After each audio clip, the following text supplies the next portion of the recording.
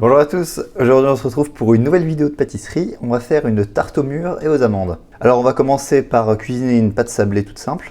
On a commencé par peser 200 g de farine dans un saladier et on va y ajouter environ 80 g de sucre.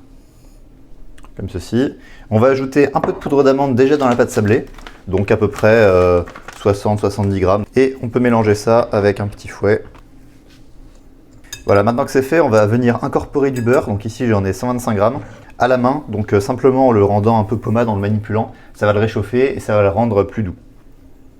Donc on est sur du beurre salé. Donc voilà, une fois qu'on a cette texture un petit peu de sable comme ça, on va pouvoir ajouter le liant, donc qui va être 2 jaunes d'œufs, comme ça, et on malaxe pour du coup former une pâte homogène et qui se tient. Voilà, la pâte est bien agglomérée, elle est lisse. Si elle est toujours un peu sableuse, elle se décompose. On peut ajouter un peu de blanc qui reste des œufs. Maintenant, on va la filmer et la laisser reposer 1 heure au réfrigérateur. Alors maintenant, on va s'occuper de la crème d'amande qui recouvrira le fond de tarte, puis ensuite on mettra les mûres.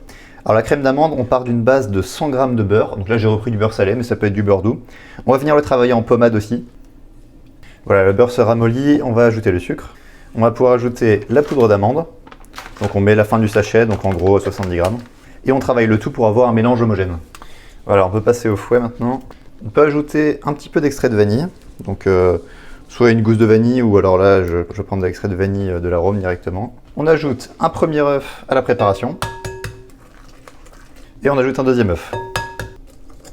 Voilà, la crème est prête. On peut réserver ça le temps que la pâte repose. Alors la pâte est de retour du frigo. On va fleurir notre plan de travail.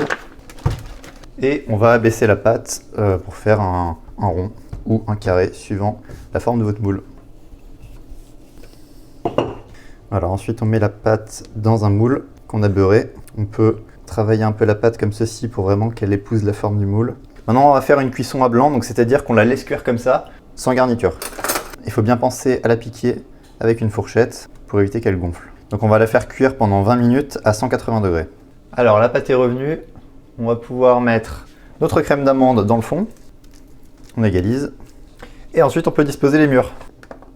Voilà, donc maintenant on peut finir la cuisson pendant encore 20 minutes. Voilà, de retour du four, on a notre tarte. Alors on va essayer de la démouler. Hop. Et voilà, avec 2 assiettes, on s'en sort à peu près. En tout cas, j'espère que cette vidéo vous aura plu, que vous prendrez du plaisir à refaire la recette. Et on se retrouve la semaine prochaine pour une nouvelle vidéo.